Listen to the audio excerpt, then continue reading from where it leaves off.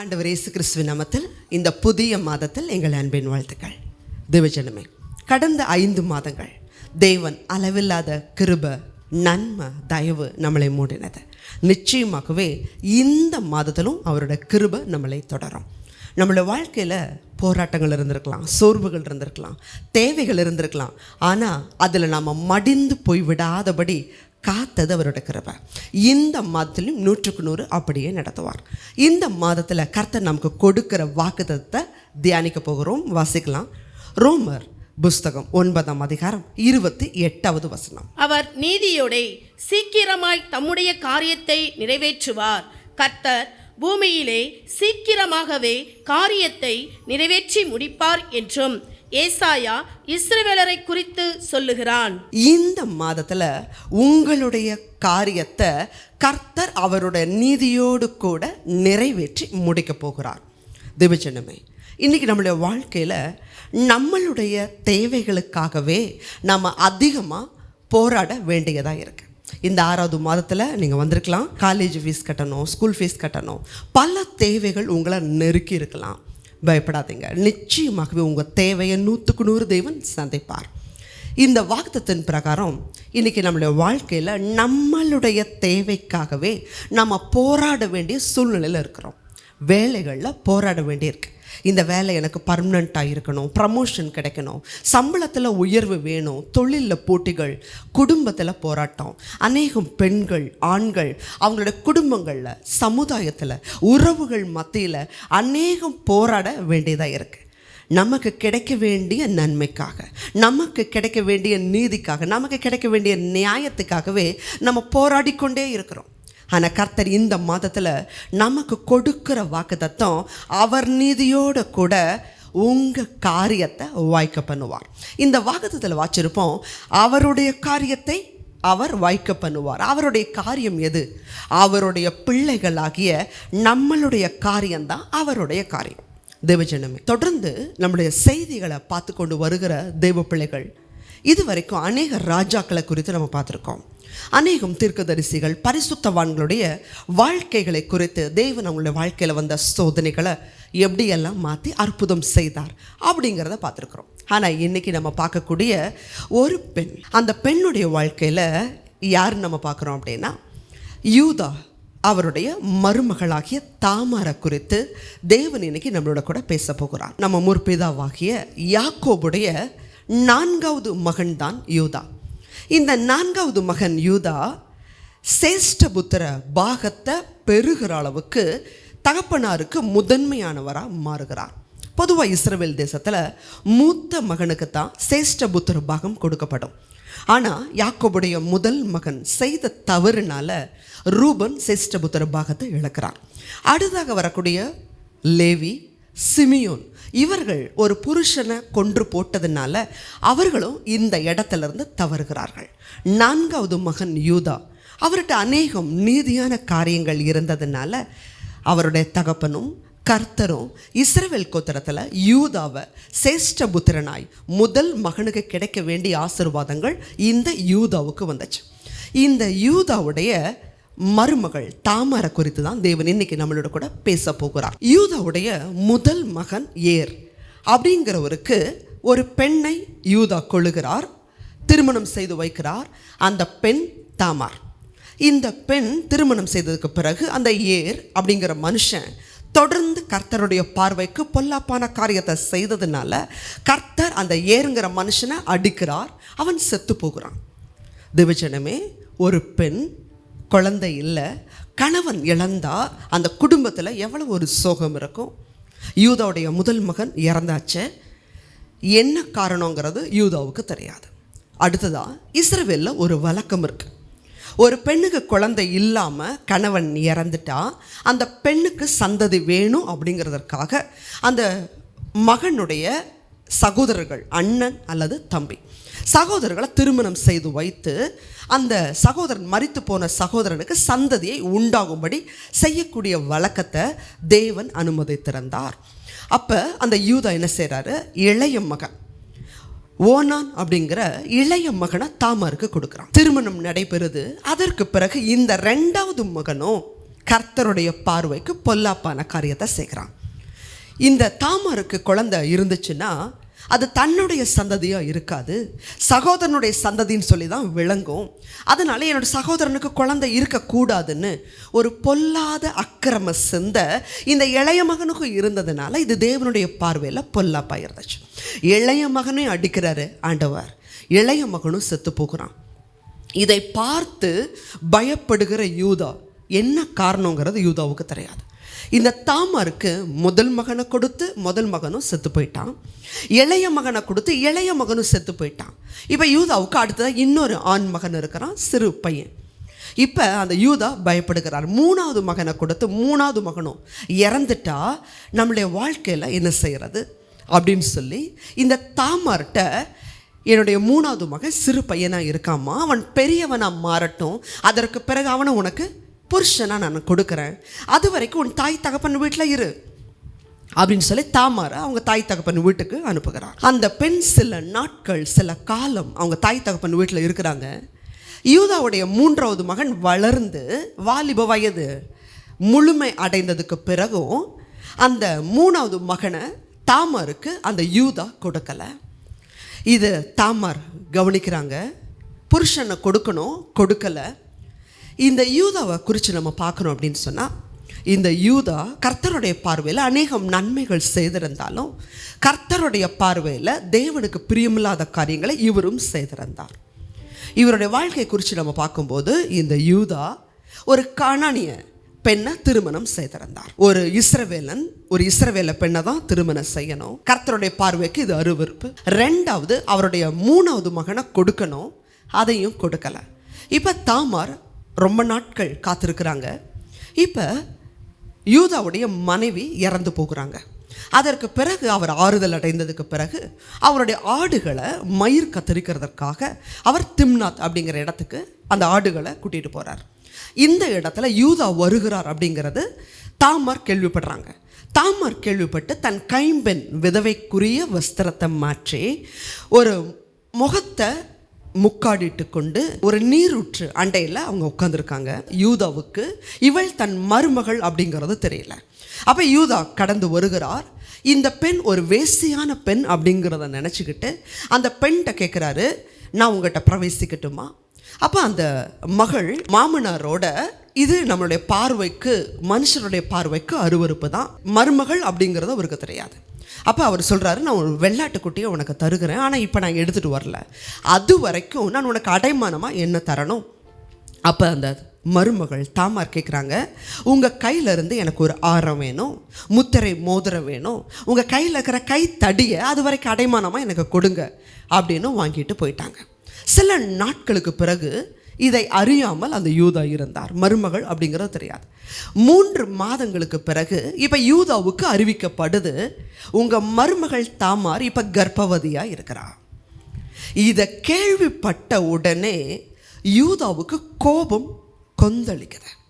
இஸ்ரவேல் தேசத்தில் ஒரு கணவன் இல்லாமல் ஒரு பெண் கர்ப்பவதியானா அவளை கல்லில் அடித்து கொலை செய்யப்படணும் அப்படிங்கிறது நியாயப்பிரமாணம் சொல்லுது. உடனே இந்த யூதாவுக்கு கோபம். உடனே அவர் சொல்கிறாரு, என்னுடைய மருமகளை எல்லா ஜனங்களுக்கும் முன்னாடி கொண்டு வந்து அவளை சுட்டரிக்கணும், அவளை சுட்டரிக்கப்படணும் அப்படின்னு அவர் சொல்லுகிறார். இப்போ அந்த தாமார் செய்கிற ஒரு காரியம் என்ன? அந்த தாமார் அந்த 3 காரியங்களையும் 3 பொருட்களையும், முத்திரை மோதிரம், ஆரம், கைத்தடை, இதை கொடுத்து விடுறாங்க மாமனார்கிட்ட. இந்த பொருளுக்கு யார் சொந்த காரணம்? அவர்தான் என்னுடைய கர்ப்பத்துக்கு காரணம். இதை பார்த்த உடனே யூதா சொல்லுகிறார், தான் தான் இந்த காரியத்தை செய்திருக்கிறேன்னு அவமானப்பட்டு அவர் சொல்லுகிற ஒரு காரியம், என்னை பார்க்கிலும் என் மருமகள் நீதியுள்ளவள். ஆதியாகமத்தின் புஸ்தகம் 38வது அதிகாரம் 26வது வசனத்தை வாசிக்கலாம். யூதா அவைகளை பார்த்தறிந்து, என்னிலும் அவள் நீதியுள்ளவள், அவளை என் குமாரனாகிய சேலாவுக்கு கொடாமற் போனேன் என்றான். அப்புறம் அவன் அவளை சேரவில்லை. இந்த காரியம் யூதாவுக்கு தெரியாதுதான், ஆனால் இதுக்கு நான் தான் காரணம் தெரிஞ்ச உடனே அவர் சொல்லுகிற காரியம், என் மருமகள் என்னை பார்க்கிலும் நீதி உள்ளவள். தேவஜனமே, இந்த இடத்துல அநேகருக்கு நம்ம மாம்சமாக ஒரு கேள்விகள் வரும். இது தாமார் செய்தது தப்பான காரியம் அல்லவா? யூதா எப்படி சொல்ல முடியும்? தன்னை பார்க்கிலும் இவள் நீதி உள்ளவள்னே அப்படி சொல்ல முடியும்? தேவஜனமே, இஸ்ரவேல் தேசத்தில் ஒரு கணவன் இறந்துட்டா அந்த பெண் வேறொருவரை திருமணம் செய்து கொள்வதற்கு அந்த பெண்ணுக்கு முழு அதிகாரமும் இருக்கு. இந்த தாமார் தனக்கு ஒரு கணவன் வேணும்னு நினச்சிருந்தா வேறு யாரையாவது தன் மன விருப்பப்படி யாரை வேணாலும் கல்யாணம் பண்ணி இருந்திருக்கலாம், திருமணம் பண்ணி சந்ததியை உண்டாக்கி இருந்திருக்கலாம். ஆனால் இந்த தாமார் மனம் போன பிரகாரம் போகலை. வெளிப்படுத்தல் புஸ்தகம் நீங்கள் 7வது அதிகாரத்திலையும் 12 கோத்திரங்களை குறித்து வேதம் சொல்லும் பொழுது இந்த யூதா கோத்திரத்தை தான் முதலாவது இடம் பெற்றிருக்கிறத நம்ம வாசிக்க முடியும். இன்றைக்கும் இஸ்ரவேல் ஜனங்கள் 12 கோத்திரங்களையும் யூதா அப்படிங்கிற பேரில் தான் நம்ம அழைக்கிறோம், யூதர்கள். இந்த யூதாவுடைய வம்சத்தில் தான் மேசியா வரணுங்கிறது கர்த்தருடைய சித்தம். இந்த யூதாவுடைய முதல் மகன் பொல்லாப்பான காரியத்தை செய்ததுனால கர்த்தர் அடித்து போட்டார். 2வது மகனும் பொல்லாப்பான காரியத்தை செய்ததுனால கர்த்தர் அடித்து போட்டார். இந்த யூதாவும் தேவனுடைய பார்வையில் பிள்ளைகளை சரியாக வளர்க்கலை. கானானிய ஸ்திரியை விவாகம் பண்ணியிருக்கிறார். 3வது பையனை இப்போ கொடுக்கணும், 3வது பையனே கொடுக்கல. அப்போ தொடர்ந்து யூதா அடுத்தடுத்த தவறுகளை செய்திருக்கிறார். இப்போ இவருடைய சந்ததியில் தான் மேசியா பிறக்கணுங்கிறது தேவனுடைய சித்தம். ஆனால் இந்த தாமார் மனம் போன பிரகாரம், பிரியமான பிரகாரம் எந்த வாலிபனையும் திருமணம் செய்யாமல் இஸ்ரவேல் தேசத்தில் ஒரு பெண் ஒரு குடும்பத்தில் அவங்க கல்யாணம் பண்ணி போனால் அந்த பெண் தாய் தகப்பனுடைய சொத்து இல்லை, புருஷனுடைய அந்த புருஷன் வீட்டாருடைய சொத்து. அந்த குழந்தை பிறக்கும்போது அந்த கணவனுடைய குடும்பத்தை கட்டுகிறதாத்தான் இஸ்ரவேல் தேசத்துலையும் நம்ம தேசத்துலையும் நம்ம அதை அனுமானிக்கிறோம். தேவஜனமே, அந்த தாமார் மாமனார் தவறு இழைத்தாலும் அநீதி இழைத்தாலும் தன்னுடைய புருஷனுடைய குடும்பத்தை கட்டுவதற்கு அவள் நீதி உள்ளவளாக இருந்தாள். இன்றைக்கி பல வேளைகளில் நம்மளுடைய நீதி மனுஷர்கள் புரிந்துக்காமல் போகலாம். ஆனால் இந்த தாமார் எடுத்த காரியம் நம்ம மேலோட்டமாக பார்த்தாலும் இஸ்ரவேல் தேசத்தில் ஒரு பெண் வேசித்தனம் பண்ணினா அவளை கல்லில் அடித்து கொலை செய்வாங்கங்கிறது தாமாருக்கு நல்லா தெரியும். தன் கணவனுடைய வீட்டை கட்டுவதற்கு தன் ஜீவனை அவள் பணயம் வைக்கிறாள். இது எந்த ஒரு பெண்ணும் யோசிக்க கூட முடியாத ஒரு விஷயம். எல்லாருமே தன் தாய் தகப்பன் வீட்டை ஒரு பெண் கட்டுறது ஒரு பெரிய விஷயம். இன்றைக்கி எத்தனையோ காலகட்டங்களில் இன்றைக்கி நம்ம வாழக்கூடிய சூழ்நிலையில் இன்றைக்கி பல பேர் தங்களை பற்றி யோசிக்கிறதுக்கே நேரம் இல்லை. தன்னுடைய தாய் தகப்பனை பற்றி யோசிக்கிறதுக்கு நேரம் இல்லை. தாய் தகப்பனை கொண்டு இன்றைக்கி அநேகர் முதியோர் இல்லங்களை சேர்க்குறாங்க. மாமனார் மாமியாரை பற்றி யோசிக்கிறதில்ல, கணவனை பற்றி யோசிக்க நேரம் இல்லை, பிள்ளைகளை பற்றி யோசிக்க நேரம் இல்லை, பிஸியாக ஓடக்கூடிய ஷெட்யூல். ஆனால் இந்த தாமார் தன் புருஷனுடைய குடும்பத்துக்கு சந்ததி விளங்கணுமே, என் மாமனாருடைய 2 பிள்ளைகள் இல்லை, அந்த குடும்பத்தில் அந்த சந்ததி என் மூலமாக தானே வரணும். ஒரு மருமகள் ஒரு குடும்பத்துக்கு போயிட்டா அவங்களுடைய சொத்து, அந்த மருமகள் அந்த கணவன் வீட்டாருடைய சொத்து. அந்த சந்ததியை நான் என்னுடைய கணவன் குடும்பத்தை நான் கட்டணுமே அப்படிங்கிறதுனால மனம் போன பிரகாரம் போகாமல் கர்த்தருடைய சித்தத்தின்படி யூதாவுடைய வம்சத்தில் அந்த சந்ததியை நான் கட்டி எழுப்பணும் அப்படிங்கிறதுல கர்த்தரோட சித்தத்தை நிறைவேற்றுவதில் அவர்கள் பூரணமாக தன்னை அர்ப்பணித்திருந்தாங்க. தேவச்சனமே, இதனால தான் நீங்கள் மத்தேயு புஸ்தகத்தில் 1வது அதிகாரத்தில் வாசிக்கும் பொழுது ஆண்டவராக இயேசு கிறிஸ்துவோடைய வம்ச வரலாறில் முதலாவது வரக்கூடிய பெண் இந்த தாமார் தான். தேவன் இந்த தாமாருக்கு 2 குழந்தைகளை தேவன் கொடுக்கிறார். பாரேஸ் முதல் மகனாக பிறக்கிறாரு. இந்த பாரேஸுடைய வம்சத்தில் தான் நீங்களும் நானும் ஆராதிக்கிற ஆண்டவராக இயேசு கிறிஸ்து பிறந்தார். இந்த தாமாரை தேவன் கனம் பண்ணினார். ஏன் அப்படின்னா அவன் மனம் போல பிரகாரம் போகலை. கணவனுடைய குடும்பத்தை கட்டுவதற்கு சரியான ஒழுக்கத்தின் முறையை அவள் தெரிந்து கொண்டாள். தேவச்சனமே, யூதாவை குறித்து வாசிக்கிறோம். இது தெரிந்ததுக்கு பிறகு ஒரு காலம் பின்பு தன் மருமகளை அவர் சேரவில்லை. மத்தேயு புஸ்தகத்தில் ஆண்டவராக இயேசு கிறிஸ்துடைய வரலாறு வம்ச அட்டவணையில் 4 பெண்களில் முதலாவது இடம் பெறக்கூடியது இந்த தாமார் தான். தேவச்சனமே, அன்றைக்கி அந்த பெண்ணை குறித்து சரியாக புரியாமல் அவங்க மாமனார் சொன்னார், அந்த பொண்ணை கூட்டிகிட்டு வாங்க, அவளை சுட்டெரிக்கணும். இன்றைக்கி உங்களுடைய வாழ்க்கையில் இன்றைக்கி பெண்களாகட்டும் ஆண்களாகட்டும் பல நேரத்தில் நம்மளுடைய நீதி வெளியில் தெரியாமையே போகுது. வேலை ஸ்தலத்தில் நீங்கள் பாடுபட்டிருப்பீங்க, கஷ்டப்பட்டிருப்பீங்க, உழைச்சிருப்பீங்க. ஆனால் உங்களுக்கு பின்னாடி வரக்கூடியவங்களுக்கு ப்ரமோஷன் கிடைச்சிருக்கும். நீங்கள் நினச்சிருப்பீங்க, நான் உண்மையாக இருந்தேனே, எனக்கு மட்டும் ஏன் ப்ரமோஷன் கிடைக்கல, எனக்கு மட்டும் ஏன் உயர்வு கிடைக்கல, ஏன் என் வாழ்க்கையில் இந்த கஷ்டம், ஏன் இந்த குடும்பத்தில் கஷ்டம். இன்றைக்கி பல பெண்களை நம்ம பார்க்குறோம், குடும்பத்தில் திருமண காரியங்கள் கூட்டுறாங்க. திருமணத்தை ஃபிக்ஸ் பண்ணும்போது எங்களுக்கு எந்த பணமும் வேண்டாம் அப்படின்னு சொல்லி ஆரம்பிக்கிற திருமணம் தான் திருமணம் நெருங்க நெருங்க பெண் வீட்டாரை கடினப்படுத்துகிறாங்க. இவ்வளோ பணம் இருந்தால் தான் திருமணம். பல திருமணங்கள் நின்று போகுது. பல பேருடைய நீதி வெளியிலே தெரியறதில்ல. பல இடங்களில் பார்க்குறோம் பெண்களை, முதல் பெண் குழந்தை பிறந்தா அடுத்தது பெண் குழந்தை பிறக்கக்கூடாது, ஆண் குழந்தை தான் வேணும். அந்த பெண்களை ஒடுக்குகிறத பார்க்குறோம். அடுத்தடுத்த 2 பெண் குழந்தைகள் பிறந்தா அந்த பெண் மதிக்கப்படுகிறதில்ல. அடுத்தது 3வது ஆண் குழந்தை வேணும். பல குடும்பங்களில் பெண்கள் ஒடுக்கப்படுறாங்க. பல பெண்களுடைய நீதி வெளியில் வர்றதில்ல. பல ஆண்களுடைய நீதி வெளியில் வர்றதில்ல. பெத்த பிள்ளைங்க கேட்குறாங்க, வளர்ந்து வாலிபமானதுக்கப்புறம் எங்களுக்கு இந்த பைக் வேணும், இந்த செல்ஃபோன் வேணும், இந்த இடத்துல எங்களுக்கு இந்த காரியத்தை நீங்கள் செஞ்சுதாகணும். அப்படி செய்யாத போது பெத்த பிள்ளைங்க பேரண்ட்ஸை பார்த்து கேட்குறாங்க, என்ன செஞ்சிட்டீங்க, எங்களுக்கு என்ன சொத்து சேர்த்து வச்சுட்டீங்க, நீங்கள் என்ன பெருசாக எங்களுக்கு பண்ணிட்டீங்க, எல்லா தாய் தகப்பனும் பண்ணுறதானே நீங்களும் பண்ணுனீங்க, பெருசாக என்ன செஞ்சிட்டீங்க. தேவச்சனமே, இப்படி தான் நம்ம பட்ட தியாகம் பட்ட பாடு பல பேர்னால நினைக்கப்படாமல் போகுது. ஆனால் இன்றைக்கி கர்த்தர் உங்களை பார்த்து தான் பேசுகிறார். அன்றைக்கி தாமாருக்காக பேசுகிறக்கு தாய் தகப்பன் இல்லை, மாமனார் இல்லை, வேறு யாருமே அந்த பெண்ணுக்காக பேசுவதற்கு இல்லை. அந்த பெண்ணுடைய நீதியை தேவன் வெளிப்படுத்தினார். அந்த பெண்ணுடைய குடும்பத்தை கட்டினார். 2 ஆண் குழந்தைகளை கொடுத்து குடும்பத்தை கட்டினார். மேசியா பிறக்கிறதற்கு மிகப்பெரிய ஒரு பாக்கியவதியாக மாற்றினார். இன்றைக்கி உங்களுடைய நீதி யாருக்குமே தெரியாமல் இருக்கலாம். ஆனால் கர்த்தர் சொல்லுகிறார், உன் நீதியை நான் வெளிப்படுத்துவேன்.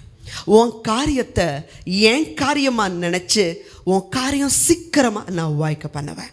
தேவஜனமே, இந்த தேவ செய்தியை பார்க்குற நீங்கள், கர்த்தர் உங்களிடத்துல தான் பேசுகிறார். தேவன் நிச்சயமாகவே உங்களுடைய காரியம் யாருனால வேணால் நினைக்கப்படாமல் போகலாம், உங்கள் நீதி மறுக்கப்படலாம். ஆனால் கர்த்தர் உங்களுக்கு கொடுக்குற வாக்குத்தத்தம் தேவன் நீதியாக சீக்கிரமாக உங்கள் காரியத்தை அவர் நிலைநிறுத்தி எடுத்து கட்டுவார். ஆமென். கலங்காதீங்க, ஜெபிக்கலாம்.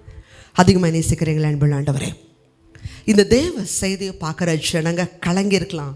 நான் எவ்வளவோ கஷ்டப்படுறேன், வேலை இல்லை, தொழில் இல்லை, ஆனால் என்னுடைய உழைப்பு தெரிகிறதில்ல, என் மனசாட்சி புரியறதில்ல, நான் என்னுடைய நேர்மை மதிக்கப்படலை, என் நேர்மை என் நீதி என் நியாயம் யாருமே கனப்படுத்தலை. ஆனால் தகப்பனே, அந்த ரங்கத்தில் பார்க்குற ஆண்டவர் இன்றைக்கி எங்களுக்கு நீங்கள் கொடுக்குற வாக்குத்தத்தம், உன் நீதியை சீக்கிரமாக நீதியோட உன் காரியத்தை நான் வாய்க்க பண்ணுவேன். இந்த வாக்குத்தத்தை கொடுத்ததுக்காக நன்றி சுவாமி. எத்தனை பிள்ளைகள் கலங்கி இருக்கிறாங்களோ அவங்க வாழ்க்கையை, தாமாருடைய குடும்பத்தை எடுத்து கட்டுன ஆண்டவர், பிள்ளைகளுடைய வாழ்க்கையை எடுத்து கட்டுங்க, ஆசீர்வதிங்க. ஆண்டவராகிய இயேசு கிறிஸ்துவின் மூலமாய் வேண்டிக் கொள்கிறோம். நல்ல பேர்.